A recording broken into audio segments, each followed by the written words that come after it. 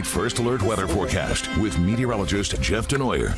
I mean, I love me a good animal story, but I mean, I don't have thoughts. I don't know. I mean, it was enjoying the rain. Yeah. I had to deal with the weather, I guess, and it was having a good time. It was having a good time out there. Yeah, some people like the rain, Jeff. Forecast was for the birds yesterday. It was. There you go. There you go.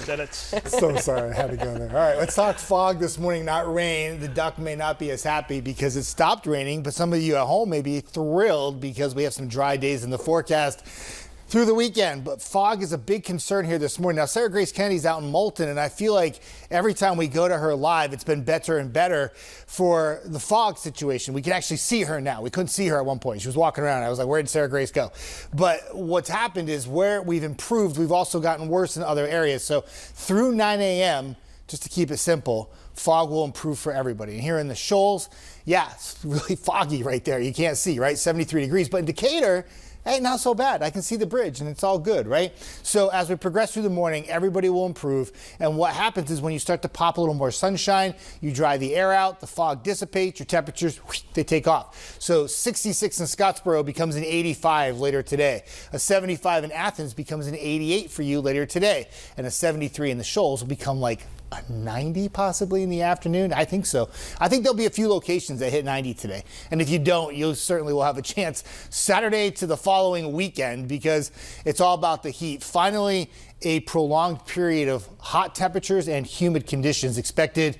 I think you get the highest peak of both sometime by about Tuesday, Wednesday, or Thursday as the temperatures start to rise and the humidity goes up. Today, it's bearable. I just put sunny, but you'll feel it this weekend. There's a slight chance of a shower or storm this weekend, both days, but I still think the heat and the humidity will be the headlines. And then Tuesday and Wednesday, we take it up another notch. And by Tuesday and Wednesday, when the heat gets a little higher, maybe a degree or two, the humidity goes way up. So feel like temperatures around 100 Saturday through Monday, but 105 for Tuesday and Wednesday. And it progressively gets hotter and more humid with each passing day through about the end of next week. So hour by hour forecast, one way to cool off would be possibly get hit with a stray shower or a storm through the weekend. Now, I think today it's mainly dry. There's maybe a pop-up storm to our south and west, and that's why I think most of the day will be dry. But Saturday and Sunday gets interesting because I don't think it's like a washout, but you see these, I call them little freckles. They pop up, little pop-up storms in the afternoon, right? If you are out and about and you have one that goes into your location, it's going to pour briefly for like 5 minutes, and then it will move on out. Very summertime feel, right? I think this coverage is a bit overdone with this forecast model, but it's still telling me that there is something out there this weekend that we got to keep an eye on.